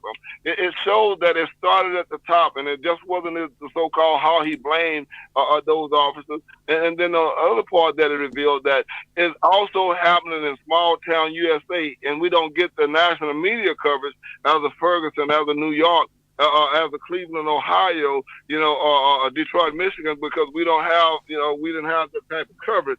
And so it showed that if we had that type of coverage, then maybe we could get more of these things being exposed as well. Well, Victor, I do believe that you're coming back on again next week, aren't you? Yes, sir. Yes, sir. We have a couple of other fathers, I believe, who's been put together by Yolanda, our dear friend Yolanda McNair. So we're going to have Fathers Against Brutality right here next Saturday on Issues Today. We have come to the end of today's broadcast. And I just, first of all, before we finish with you, Vic, Teresa, is there anything else that you wanted to round up before we finish the show? No, I think that you pretty much covered everything, Kevin. Okay, well, once again... Vic, I'd like to tell you, Vic, I really appreciate you coming on, and our hearts are with you, and all we can do is work together and stand together, and maybe we'll get stronger. Amen. Become stronger, and I think it just, I don't know, a lot of praying. Thank you. Thank you for coming. And thank you for this. Yeah. And as for you, Teresa, I just want to thank you for all the hard work that you've done behind the scenes to get the information together and get it to me so that we can present the show today. And I really am beginning to enjoy, I'm beginning to enjoy this journey that we're on together. Thank you, boss. That's not a problem. As for you, Vic, is there anything else that you want to round up before we finish?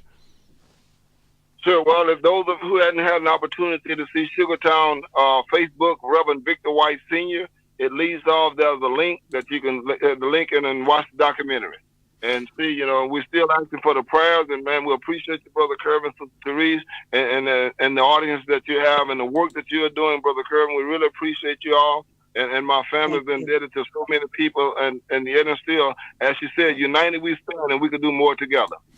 Amen to that. Right. Amen to that. And we look forward to hearing you along with the other fathers against brutality next Saturday again, Victor.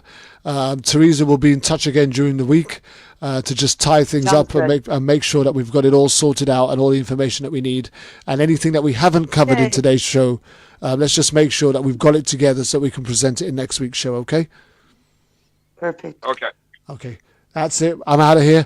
I've got another engagement straight after this, so I won't be hanging around for long, guys. I've got a dinner date with my wife, which is on the cards, and I'll be catching up with you same time, same place next Saturday, right here on Issues Today on World Jam Global Radio. I just want to thank all of our audience, all of our guests, and we really just look forward to seeing you again next week when we can come around this and expose another corruption in law enforcement in America. Thank you very much. We're out of here. Imperial Lounge presents an icon. Reggae dancehall by the beach. To be held at Imperial Lounge, 2 to 14 High Street, Margate Seafront, Kent, CT9 180. To be held on the first Saturday of each month. Your host DJ Matt. Also rotating DJs, Roddy Boone, DJ Happy, and Younger General. Doors open 8 p.m. till late. Free entry all night. Music policy, reggae, dancehall, and a touch of soul. On the first Saturday of each month, reggae dancehall by the beach. At the Imperial Lounge Margate. Do remember, you can also get VIP and shisha booking. More info on the World Jam Global website. That's www.worldjamglobal.com. Also www.imperialloungemargate.co.uk. See you there. Look back and use them, it's the right thing you doing. I was terrified about sharing the vulnerabilities of people with difficulties reading and spelling words. However, I could see the value in sharing, and I have taken the time to make some notes about this in my book, Dyslexic: The Silent Difference. You can get your copy now at www.a1tribe.com or amazon.com or amazon.co.uk. Thank you again, everyone, for your support. Do you like music like this? Great music all the time. Or like this? The music you love. Maybe this. Great music that makes you want to turn up the volume loud. Or life chat like this. Especially where human life is concerned. Surely, sooner or later, people will realize that lives actually matter. Then you're in the right place. Keep it locked to World Jam Global, where music is harmony. Music 24 hours a day, 365 days a year. Yeah, you're my World Jam. Hotter than them. See live schedule. 1, 2, 3, swing it. Do you have an old sound tape or your favorite cassette tape that you want converted to CD or MP3 format? Do you need a demo CD, radio ad, a DJ, or even a sound system for your wedding, birthday, or special occasion? Then why not get in contact with KTR Records on 07931 152 448 or check out our website on www.ktrrecords.com. We have been in business since 2004 and also undertake community projects. So for your remixes, doublets and all your sound editing needs, why not contact KTR Records, official sponsor of World Jam Global Radio. KTR Records, coming your way.